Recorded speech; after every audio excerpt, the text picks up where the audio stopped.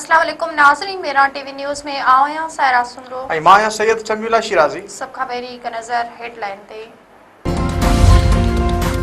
वज़ीर आज़म शहबाज शरीफ़ चयो आहे त भारत जी पाकिस्तान हथां शिकस्त खे अमरीकी कांग्रेस ठपो हणी छॾियो आहे। डोनाल्ड ट्रंप हर तक़रीर में पाकिस्तान जी तारीफ़ करे थो ऐं चवे थो त पाकिस्तान भारत जा 7 जहाज़ किराया।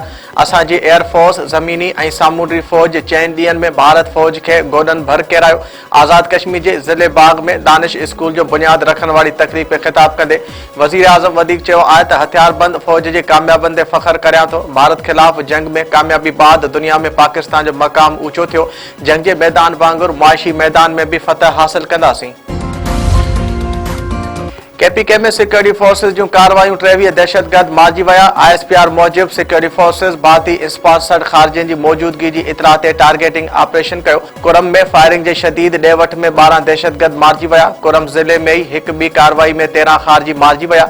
वज़ीर आज़म ऐं घरू वज़ीर पारां कामयाब कार्रवाई ते सिक्योरिटी फोर्सेस खे ख़िराज तहसीन पेश। सुप्रीम जुडिशियल कमीशन जो इजलास 2 डिसंबर ते तलब। इजलास जी सदारत chief justice of Pakistan Yahya Afridi कंदो। इजलास में आला अदलिया में जजनि जी मुक़ररी जी सिफारिश कई वेंदी। जस्टिस मियां गुल हसन औरंगज़ेब खे सुप्रीम कोर्ट जो मुस्तक़िल जज बणाइण जो इम्कान।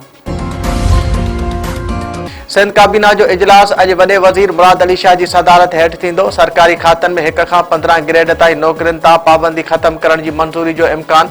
कमंद जो सरकारी अघु ऐं पीड़ाई जी तारीख़ मुक़रर कई वेंदी। सखर हैदराबाद मोटरवे लाइ ज़मीन मुख़्तस करण जे फ़ैसिले जो बि इम्कान। मालाकंड में सिंध हुकूमत पारां वुमेन टेक्निकल इंस्टीट्यूट क़ाइमु करण जी मंज़ूरी बि एजेंडा में शामिल। अहम सरकारी इदारनि खे ठीकनि में ख़ुसूसी मराहतूं ख़त्म करणियूं पवंदियूं। IMF ख़ुसूसी मराहतूं ख़त्म करण जी सिफ़ारिश करे छॾी। SIFC जे फ़ैसिलनि में शफ़ाफ़ियत वधाइण ऐं हुकूमत जी मालियाती इख़्तियारनि ते सख़्त पार्लियामानी निगरानी जी सिफ़ारिश। पाकिस्तान में हुक्मरानी ऐं करप्शन बाबति रिपोर्ट में IMF पारां सुधारनि जी 15 नुकाती एजेंडा ते फ़ौरी अमल जो मुतालबो। डीपले वेझो क़तल थियल नौजवान जो लाश रखी धरणो। SHO ऐं 3 एहलकार मुअतल। कढड़वासी नौजवान रमज़ान खोसो गुज़िरियल ॾींहुं पुलिस जी मुबैना फायरिंग में मारिजी वियो हो। वासन पारां मिठी में फांगियारियो स्टाफ ते लाश रखी धरणो। सभई माण्हू शरीक। SSP थरपारकर नोटिस वठंदे SHO डीपलो ऐं 3 एहलकारनि खे मुअतल करे छॾियो। मुअतल थियलनि में SHO हुसैन बख्श राजड़, एहलकार प्रकाश मेघवाड़, शौकत रामू, लाल मोहम्मद बजीर शामिल। वासन इल्ज़ाम हणंदे चयो आहे त SHO डीपलो ऐं एहलकारनि नौजवान खे बेगुनाह क़तल कयो आहे। पिरियालो वेझो उलरा ऐं जतोई धुरनि में हलंदड़ तकरार तेज़ फायरिंग में 2 ॼणा क़तल। अलरा जागीर जे कचे वारे इलाइक़े में धुरनि हिक ॿिए मथां हथियारनि जा मुंहं खोले छॾिया। गोलियूं लॻण करे नौजवान माजिद पुट अली बख्श अलरो मारिजी वियो। नसीम अलरो, रहीम अलरो ऐं ज़मीन ते कमु कंदड़ वाटेड़ो इसहाक ओडो ज़ख़्मी। फायरिंग में जतोई दुर्जा आज़म जतोई समेत 2 ॼणा ज़ख़्मी थी पिया। इलाइक़े में छिकताण वारी सूरत हाल।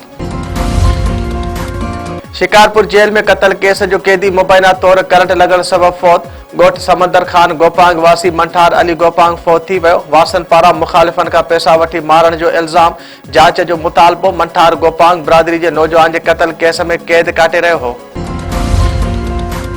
कोटड़ी जंक्शन ते मोहनजोदड़ो एक्सप्रेस जूं 3 बोगियूं पटड़ी तां लही वयूं। रेलवे इख़्तियारनि जो चवणु आहे त हादिसे सबबि डाउन ट्रैक मुतासिर थियो आहे। मुसाफ़िर महफ़ूज़ आहिनि। मुतासिर बोगियुनि खे हटाइण जूं कोशिशूं कयूं पियूं वञनि। जल्द ट्रैक बहाल कयो वेंदो।